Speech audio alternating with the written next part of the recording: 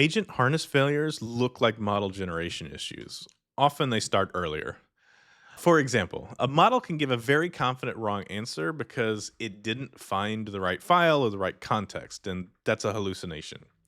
The context can then degrade because it didn't find the right information. It kept doing more searches, irrelevant information fills it, and then you have context rot.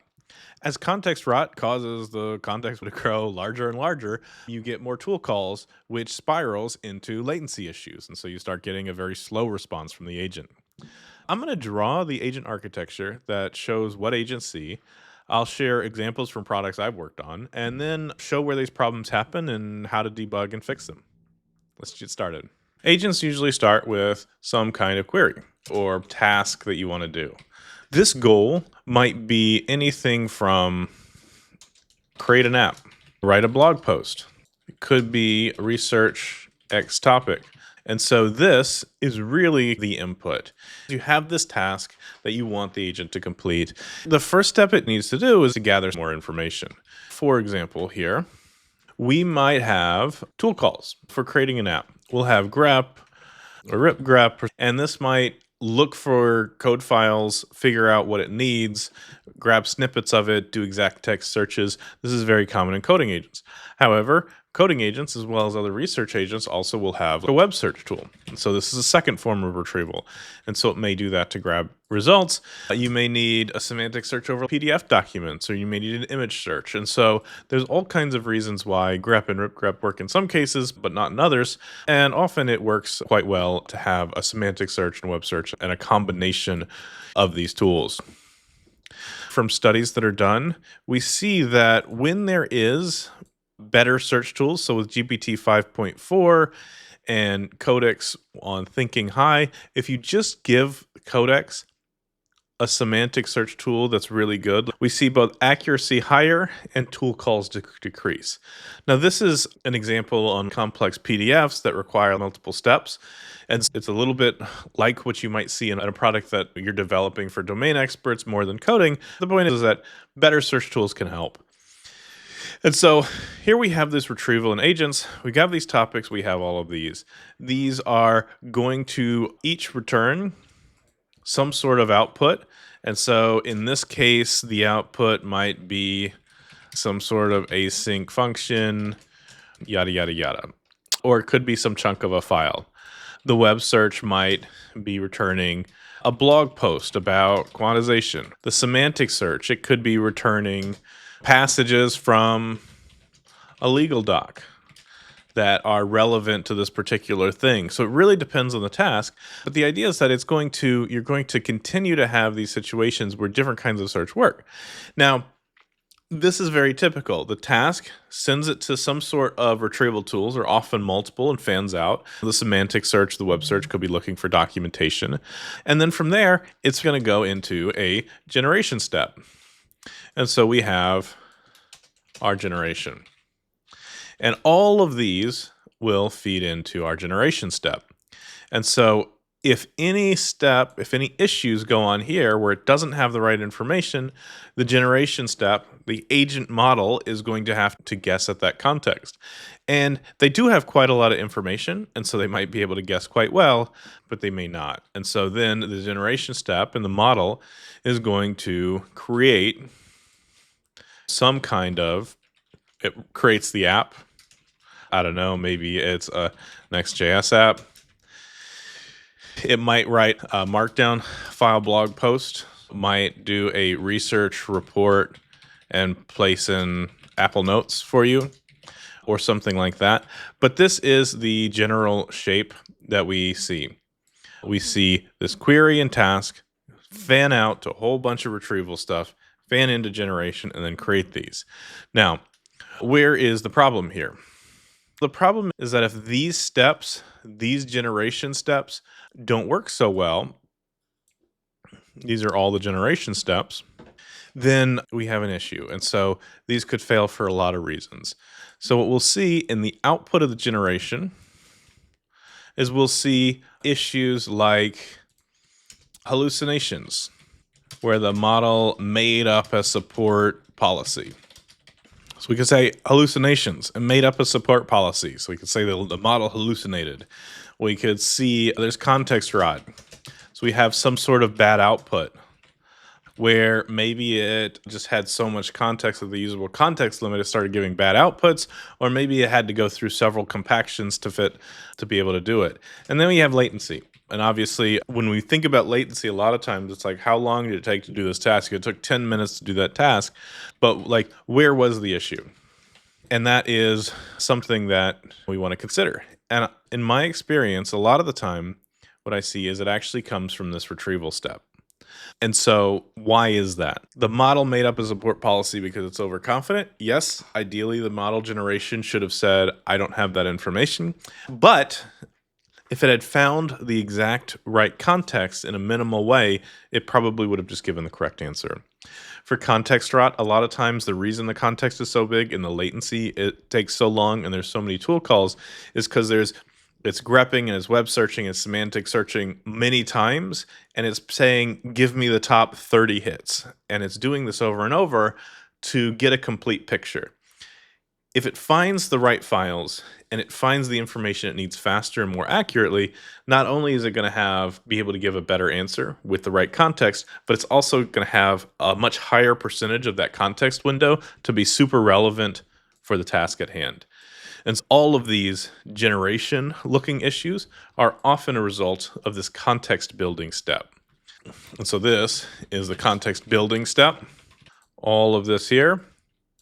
And down here is the generation where we start to generate it. And this is where we're focusing right now. Now, another word for this context building step is retrieval. So all of this what we're talking about is we're using retrieval inside of an agent. All of these would be considered RAG. You're doing retrieval to augment the generation step. However, oftentimes it's not thought that way, but it is, you can think of it as context building. We're trying to get all the information needed to complete a task. I want to walk through a couple examples that I've seen just so that we make sure this makes sense. I worked with a company called SpecStory. They were a client of mine, and then I worked there full time for a while. And while they were a client, while I was consulting for them, they had this product. While I was consulting for them, we were working on this site, SpecStory.com. And the idea is that every AI chat gets captured. It has all the decisions, all the trade-offs you did, especially if you used it for research and for building and for learning. And you can see what other people who are building with agents on your team are doing. And so that's very useful because if you are having troubles with authentication or you feel like it's very complicated or you want to switch vendors and you're saying, why aren't we using Clerk? Why are we using AuthLib? You can ask that question. And without saving the agent history, it would normally look at the code and say, we're using AuthLib. Maybe there's a comment there. And that's the current state of the code base. And what they wanted to give people the ability to do, and they did, was the ability to ask, why did we choose AuthLib and what alternatives were considered? Now, in order to answer that question, it has to look at the agent chat history for people working on that project, find the right piece of the agent chat log, and pull it in to say, oh, they looked at these alternatives. This is the session where they looked at it. This was considered. And that's actually very important. A lot of times when you're building something, there's always a question of, did we do this on purpose and it's just not working quite right now? Or was this something that we did that was just the easiest thing? We meant to circle back and we never did? Or was there some limitation that I don't know of? And getting up to speed of that usually takes some meetings, and so they were giving this search. Now, the query or the prompt and the task was to say, do this research step to figure out why did we pick AuthLib? And it would do a semantic search pass. And it would also have the ability to grep and rip grep. And it would find the right snippet. Now, if it didn't find the right snippet, then the generation step would see some code, see that it's AuthLib, maybe make a comment, maybe see a code comment about, oh, we have to do this for this reason. And it would say, this is the code. I saw this comment that's pretty similar. I'm going to use that as an answer, or I'm going to hallucinate reasons why you chose AuthLib because of why most people choose AuthLib instead of this situation. And so those would look like hallucinations when really the problem was the retrieval, the context building step didn't bring in the right context. Another example is a client that I work with used AnkiHub. They have flashcard decks, and it helps a lot of people, but one of their use cases is medical students studying for medical exams. And so what the task is they're going to upload like a PDF of a lecture, and they want it to find every single flashcard that is in their curated deck and tell them what they need to study. Now, in order to do that, it has to parse the PDF. It has to break it into smaller prompts. You can't just post a 30-page PDF into a search. So it has to break it up, has to do quite a few searches, and make sure that the aggregate of all those searches returns all the relevant cards. And then it can generate which ones are the most relevant or not based on how expansive of a search they want. And this, again, is dependent on the generation is going to classify and tell them what they need to study, but that only works if the context building step pulled all the right information in. And so if any of these failed, the generation would give a bad answer. And it may have trouble finding cards. And so we may say, let's fix this by setting top K, how many retrieval results we do from semantic search. We could set that at 50 or 100 or 150. And so there's just like lots of information coming in to make sure you capture all the cards. And then you start hitting context rot, limits of compaction, and you start seeing performance degrade, latency. It costs more because there's more tokens. And so there's a whole lot of problems that can be caused because your context building is poor quality of just flooding the context window with results. Okay, so that's really the problem. So what do we do about it? So this context building step here is what we're focusing on. Now, what do these look like? So a very simple thing is you have a grep query and maybe you're searching for an async function or something like that. And maybe this is, look, I know there's some problem with concurrency, so let me just search for async functions. And there's probably going to be other keyword arguments and things like that. And so this is going to say we do this async function and we get our result, just like we saw before, main, whatever, yada, yada, yada. And so we get some functions back. And we probably get more than just one function back. But then we also have maybe a semantic search. And this is all in the same agent loop. And so make this a little closer so we can see everything in one place here. So we have this single agent loop. Send this to the back. So we have this single agent loop, right? And the way this works is we have our original query and task, and then this goes into our query building step, or context building step. And so all of this is going to be the context building step. Now, here we showed it before in this diagram. We showed it as, hey, here's all these different tools. The way it usually works is I can't say what should this semantic search return. We can evaluate the query, but what we really care about is when it is ready for the generation step, what did the agent get across all the different strategies that it had? Because the goal is to give all the information needed for generation. And so some of these might happen in parallel, right? So you might have, some greps and some other things happening in parallel, but you might have other stuff. And so this might be a question like, why was auth_lib chosen? And that might be the query. And from here, we might see something like a keyword search. We have a semantic search. And both of these, might feed this reciprocal rank fusion or some sort of way to combine those. And so we might have a hybrid search setup.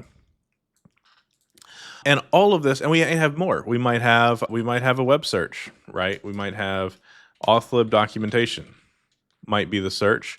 And this might return something like the auth_lib docs page and let's say a blog post.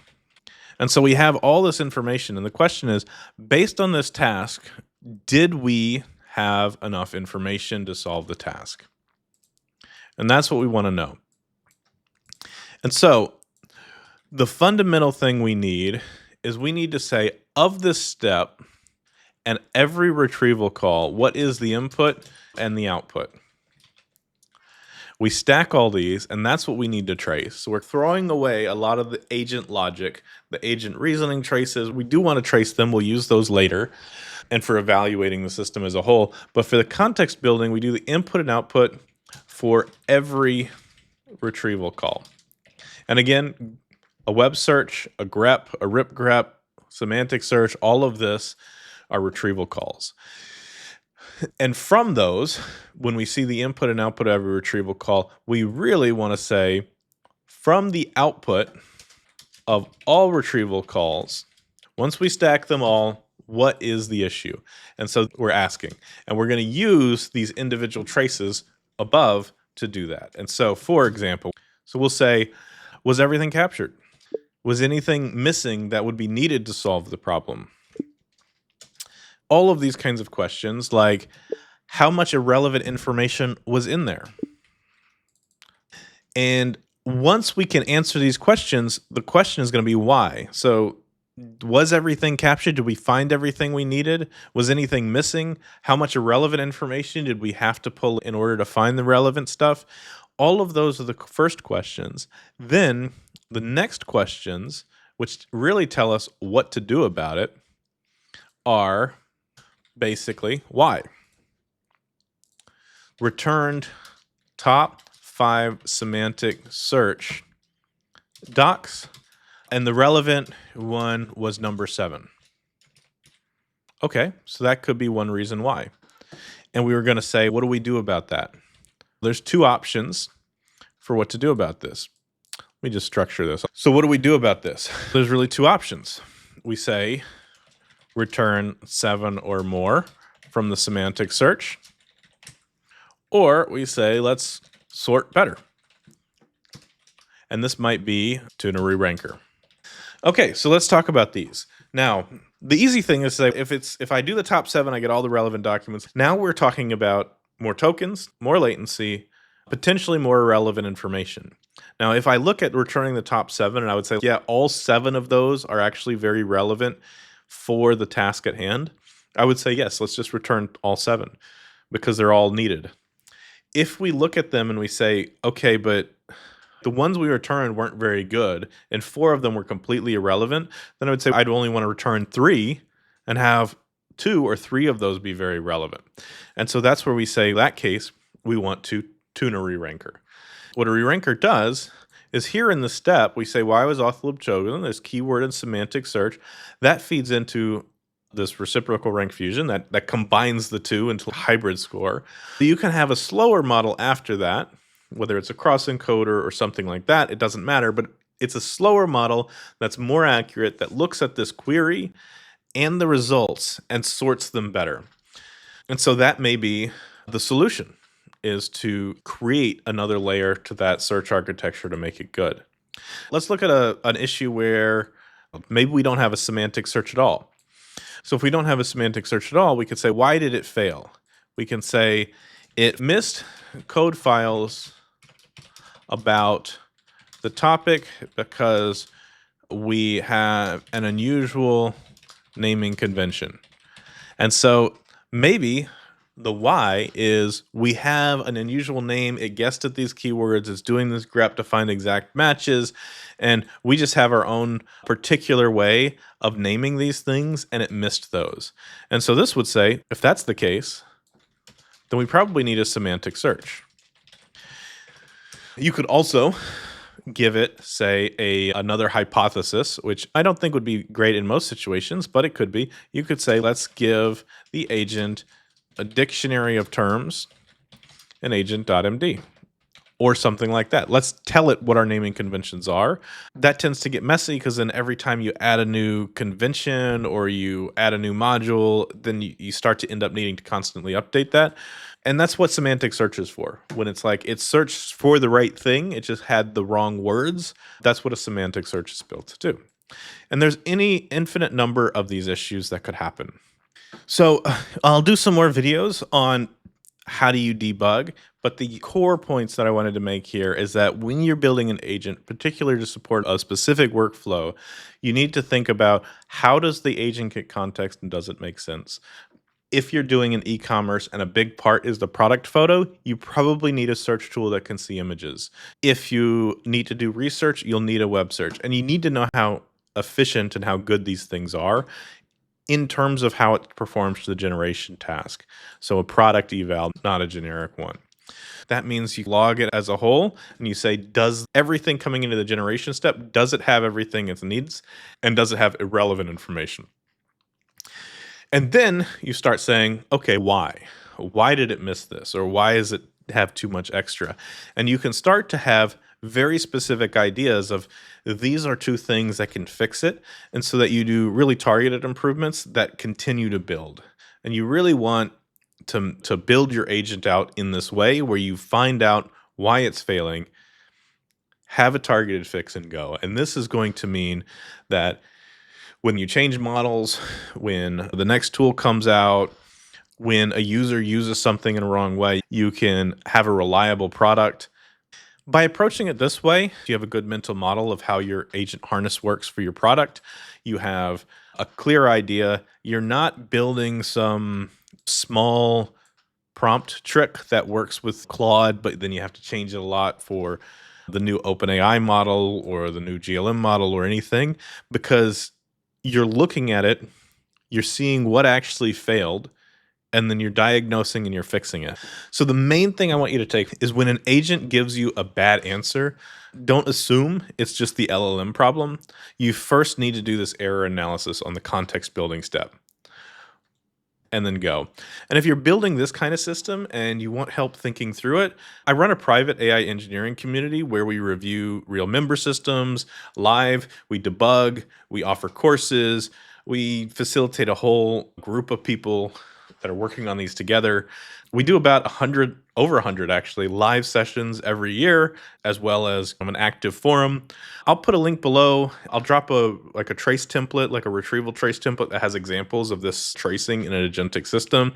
So you can download those and try them as well. And if you're interested, I hope to see you in the group.